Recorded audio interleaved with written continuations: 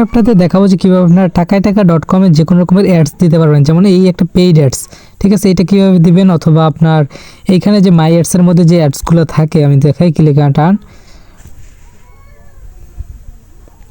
এই অ্যাডসগুলো আপনারা কিভাবে দিবেন, ঠিক আছে, এগুলো দিয়ে ওয়ার্কারদের মাধ্যমে কাজ করাই নেবেন, সেটাই এখন আমি আপনাদের দেখাবো। তো এই অ্যাডসগুলো দেওয়ার জন্য আপনারা কী করবেন, প্রথমে থ্রি লাইনে ক্লিক করবেন, এই যে পোস্ট নিউ অ্যাডস এই জায়গায় ক্লিক করে দিবেন।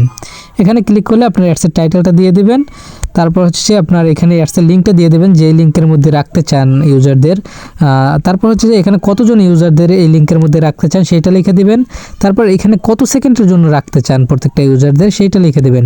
সেই অনুযায়ী এখানে টোটাল একটা কস্ট আসবে, সেই কস্টটা আপনারা যদি আপনাদের ডিপোজিট ব্যালেন্সে থাকে, তারপর আপনি এখানে সাবমিটে ক্লিক করলে আপনার এটাও অ্যাডসটাও পোস্ট হয়ে যাবে, এখানে আপনার হিস্ট্রি হিসেবে দেখা যাবে অ্যাডসটা। তো তারপর এখন দেখা যায় কীভাবে আপনারা এই ব্যানার অ্যাডটা পেইড অ্যাডটা তৈরি করবেন। এর জন্য আবার থ্রি লাইনে ক্লিক করবেন, তারপর নিচে দিকে অ্যাডভার্টাইজমেন্ট নামের একটা অপশন আছে, এখানে ক্লিক করবেন। এখানে অ্যাড নিউ অ্যাডসে একটা ক্লিক করে দেবেন। তারপর এই জায়গায় অ্যাডের টাইটেলটা দিয়ে দেবেন এবং অ্যাডসের লিঙ্কটা দিয়ে দেবেন, যে লিঙ্কে নিয়ে যেতে চান ইউজারদের, এবং এই অ্যাডসটা কতদিনের জন্য রাখতে চান সেই অনুযায়ী কিন্তু এই জায়গায় দামটা লেখা আছে।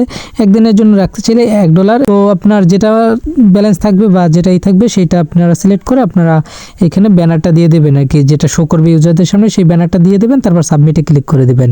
তো এভাবে সঠিকভাবে পোস্ট করলে আপনার পোস্ট করা অ্যাডটাও এই জায়গায় শো করবে।